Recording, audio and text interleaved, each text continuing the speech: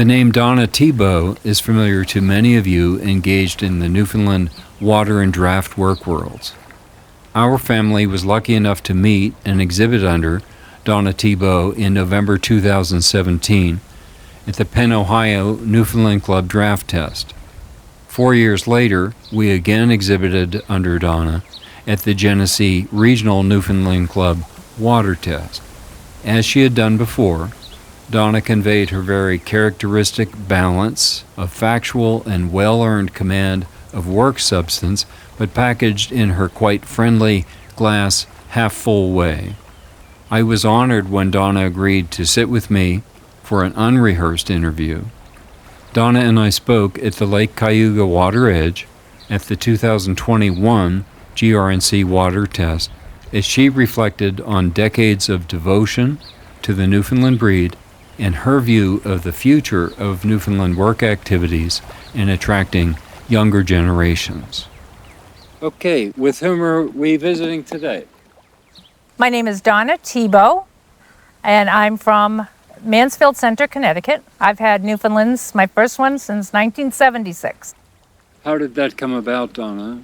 My family moved across the street from a family that had just had their first litter of puppies, and I was 8 years old. My brother and sister and I were drawn to this litter of little 6-week-old bundles of Newfoundland joy running around the yard, and we'd go over there and play with them. I began helping them take care of their dogs. They had maybe 8 or 10. They gave me my very first dog. Now, was that an easy sell for your parents? It was not an easy sell for my parents. He had to stay at their house because my parents, we had a very tiny house with 5 of us, and they did not want me to have a big dog like that. So I was over at the home of John and Marcia White every single day to take care of my dog, take some of their dogs out, but also to train my dog. Did your family ease into the idea? No, they never did, really. They were very supportive of anything I wanted to do. John and Marcia White were the two that were my first mentors in the Newfoundland world. How soon did you become interested in working with a dog? When I was probably about 12 years old, I started entering obedience trials. And I got a CD with him and trained him up through CDX. It wasn't until I moved to Connecticut in 1980 to the home of Jane Thibault, who had National Kennels. I went to the University of Connecticut, and at that time she had a very large and successful breeding kennel and show kennel. But even then, a 12-year-old working with a dog and titling with a dog, wasn't that unusual? Yes, it was back then. It was very unusual back then to be in dog shows. And do you agree more unusual now? No, I don't. I see my daughters, who are now 20s, in their late 20s. One is a professional handler, but they both are very supportive, and I say a lot of other professional handlers and dog show people who are supportive of getting young people involved in the sport of purebred dogs. How many dogs have you personally trained? Last that I can remember counting, I had 27 or 28 WD dogs and 18 WRD dogs. And I have myself trained 3 versatile Newfoundlands, and that includes showing them to their championships, a lesser number of draft and team titles. Is there any dog you remember? I remember a lot of them. I remember Indy, who was one of my mother-in-laws. She was a singleton puppy, and she was the kind of dog that if you told her to go get a beer out of the refrigerator, she'd open the fridge and get you the beer, but she'd come back and ask you which one you wanted first. She passed her junior title the first summer I trained her. We did our jumping off of a dock, and she qualified for her senior title the following weekend, just by listening to what I was saying and trusting that I was not going to put her in a bad situation. And she was a special dog. My 3 VN dogs. I had 2 boys, Charlie and Sylvester, that were like just a few weeks apart in age. And I did championship on each, and then I did their CD, and then I did their WD, and they just worked in tandem all together. And those were just the special dogs, the VNs.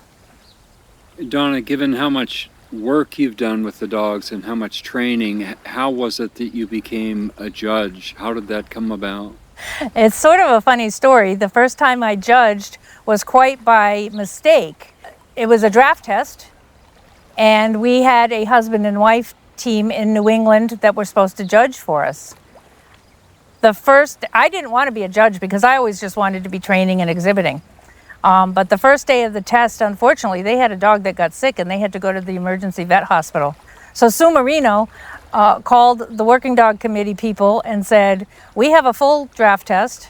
We have no one else here available to judge. She agreed to pull her own entry from that test, and she got me permission to skip a couple of the steps in getting approved to judge, and judge my very first draft test with Sue Marino.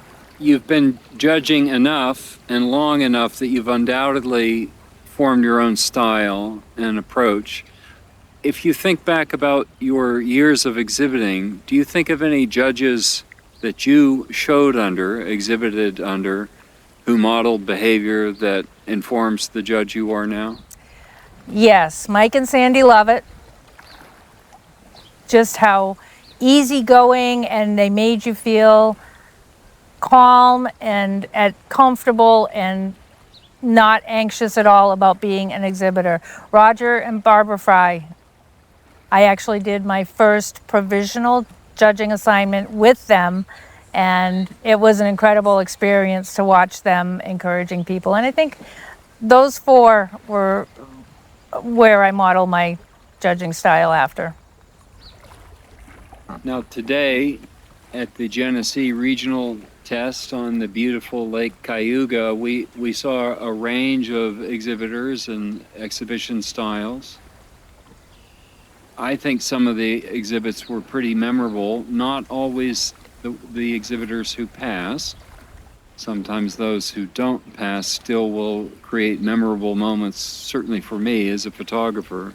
What did you see that will stay with you today? I saw a lot of handlers who took their dog's feelings into consideration, that they were there to make their experience for the dog the best experience they could be. No one got angry with their dogs. No one got upset if the dog failed an exercise, which means they didn't get a title. They were just happy with the things that the dog was able to accomplish. And even if it was just a little step better than what they did last week or 2 weeks ago, they were very proud of what they and their dog have accomplished. And those are the things that stick with me. The experience is the important thing. The title is icing on the cake.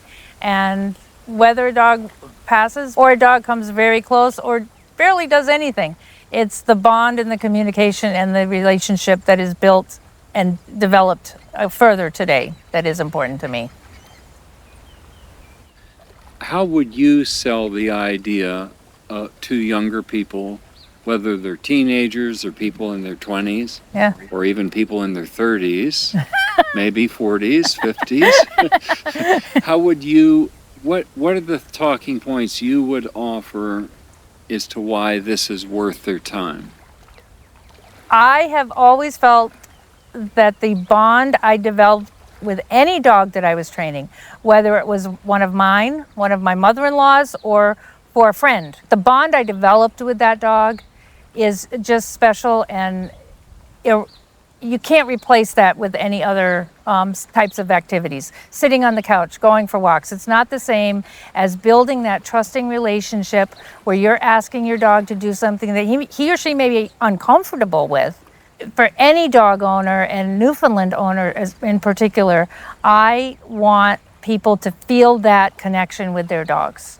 And I have encouraged since the mid-'80s, training groups for water work, draft work, just so that we can get people together, build the camaraderie among each other, and also to help them feel that great experience of connecting with a dog in a way that there's no other way to do it. You and I know that when we go to these water tests, they do look somewhat like an AARP event. to an increasing degree, and Yeah. this is on my mind, and it's on the minds of other people's too. How are we going to involve younger people? Those of us who are getting older have to reach out to the younger people. We have to mentor them. We have to offer them opportunities. We need to make sure that they feel welcomed into our community. We need to make sure that they feel that all of us who have been doing this for a number of years, whether it be 5, 10, or like myself, 30 something, that we just make sure that we welcome people into our community and embrace them for who they are and what they and their dogs can do. I want people to feel that connection with their dogs.